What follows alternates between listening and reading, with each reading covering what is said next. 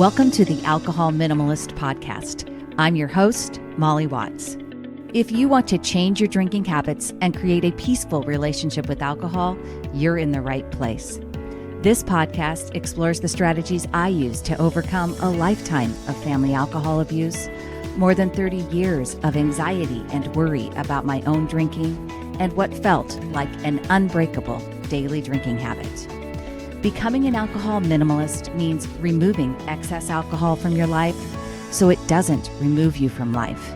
It means being able to take alcohol or leave it without feeling deprived. It means to live peacefully, being able to enjoy a glass of wine without feeling guilty and without needing to finish the bottle. With science on our side, we'll shatter your past patterns and eliminate your excuses. Changing your relationship with alcohol is possible. I'm here to help you do it.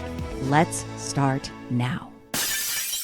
Well, hello and welcome back to the Alcohol Minimalist podcast with me, your host, Molly Watts, coming to you from, well, there's a little sunshine out there this morning.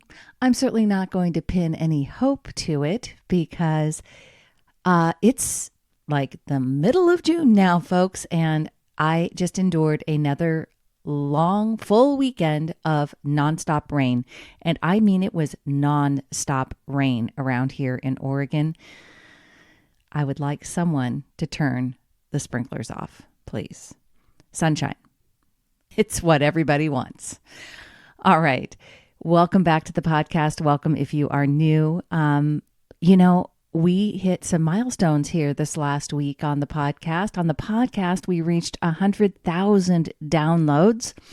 That was pretty incredible. Over in the Facebook group, we reached 1,000 members. And I guess when I say we, I mean I, but we as a group, we the alcohol minimalists. And I'm just so grateful, so thankful for you finding this show, for sharing it with people, for leaving reviews, and for joining me on this journey of learning more about the science of alcohol, learning more about the habits and your brain, and understanding that you have power in changing your relationship with alcohol. So I really am grateful for all of you and appreciate you being here. So over in the Facebook group, I actually share on Tuesdays, I share Tip Tuesday, and on Thursdays, I share Think Thursday. And in case you're not a social media person, I recap that information in my newsletter. So if you're not already signed up for that, you can go over to the website and get hooked up with the newsletter. And one of the spots that people seem to get stuck that I hear about and that I talk about in terms of tips and tools and thinking is when they're right at the beginning. They know they want to change their drinking habits. They're listening to the podcast, they're reading the books, and still they struggle with how to take action on what they are learning. And I talked about the learning trap actually last week on the podcast with my coaching friends, Brock Armstrong and Monica Reinagel, and they shared some tough love about the importance of putting all of this knowledge into action and acknowledge that this learning trap is a real thing.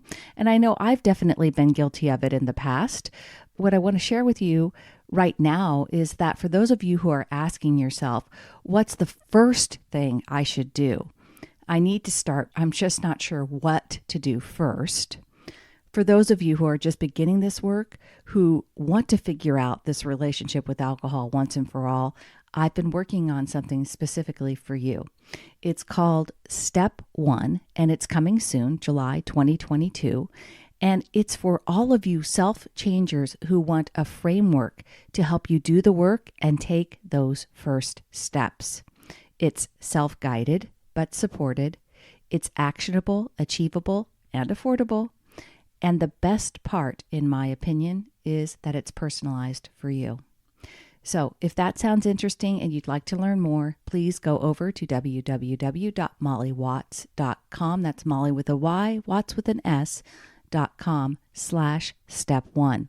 That's step 1 altogether, like one word. And you can sign up to be notified when it's available. And there's a special bonus for those of you that will only be available to those of you that are on that list for step 1. So check it out. Okay, on to this week's show. If you've been listening to this show for any length of time, you know that I'm an adult child of an alcoholic. My mother actually died as the result of an alcoholic binge shortly, just days after her 81st birthday. And while I'm not sure, because my mom and I never really talked about it, my sisters have told me that my maternal grandfather, my mom's real dad, who was not the grandfather that I knew, but my mom's real dad, passed away when my mom was just a toddler. And supposedly it was as a consequence of alcohol abuse. Now, I don't know if it's true, but I know that my mom believed that her genetics contributed to, if not explained, her own alcohol abuse. She would tell me I come from a long line of drinkers on my dad's side, and that was something she routinely said to me. And now I've done an episode previously. I've done a couple of things on alcohol and genetics. Specifically, there's in my Alcohol and series, Alcohol and Genetics. It's episode number 46, which I'll link here in the show notes. So there's that science part of it. And I also recently talked about my mom's alcohol use and the possibility that she had the ALDH2 genetic variant. So if you're wanting to learn more about the science regarding alcohol and genetics, those episodes might be really valuable, so I will link those. I'm also going to say that going back and listening to the episodes with Dr. David Nutt and Dr. Adi Jaffe are really good for diving into the whole question of alcohol and genetic predisposition. My short take, and if you're not familiar with my stance, is that while there is science on the genetics and there is likely some genetic link to alcohol abuse, the bottom line is that you aren't predetermined or predestined to alcoholism.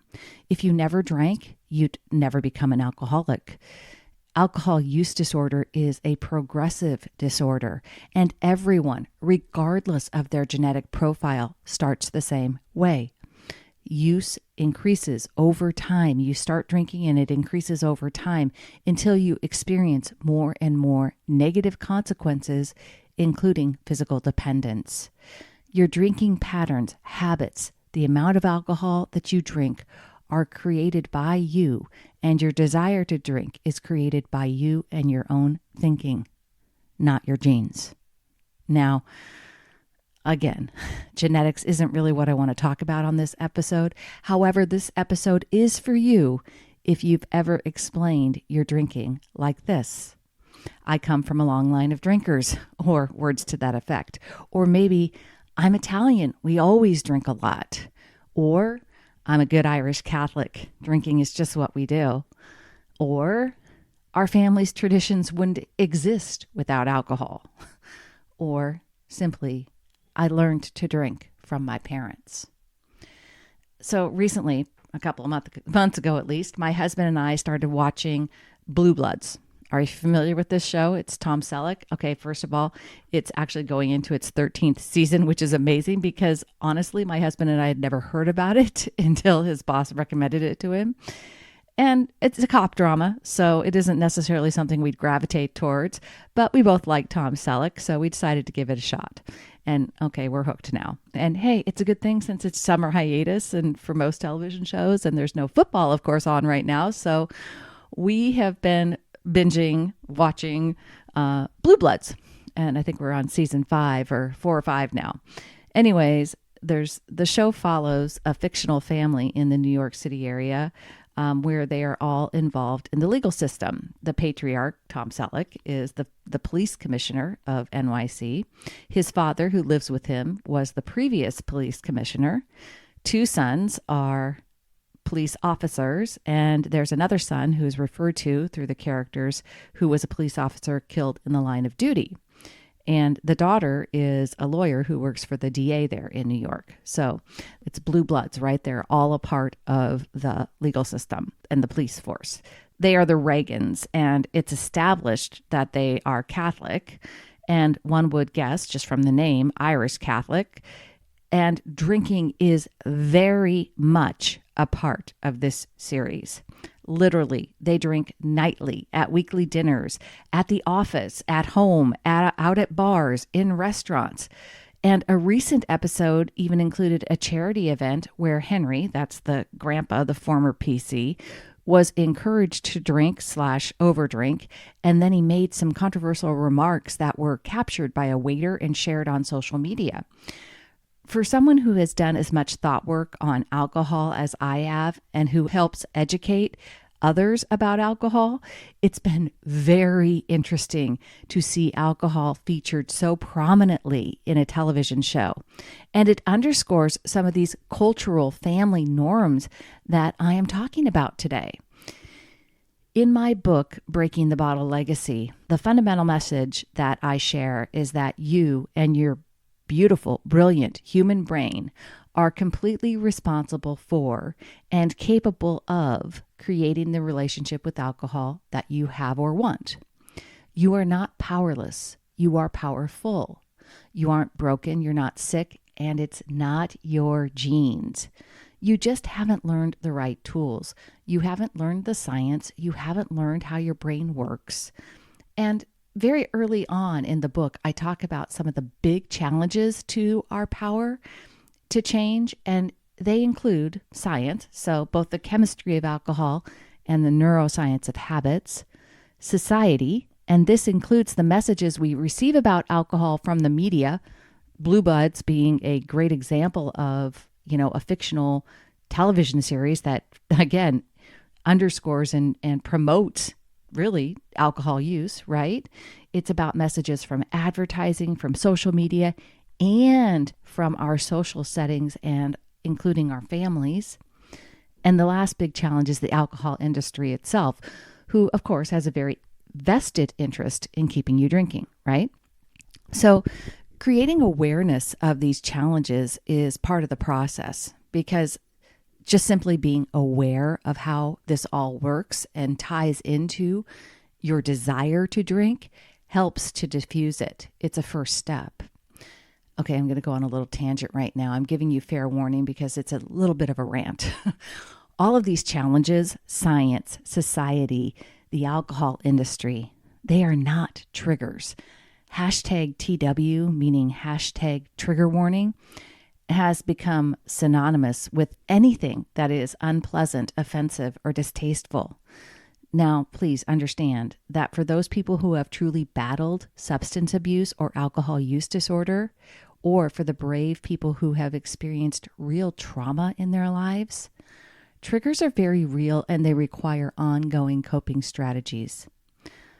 For the rest of us who are using the word trigger in a more casual way, what I want you to consider is how that more casual use of trigger warning, while it probably comes from a good place, can have an unintentionally negative impact for people dealing with true trauma.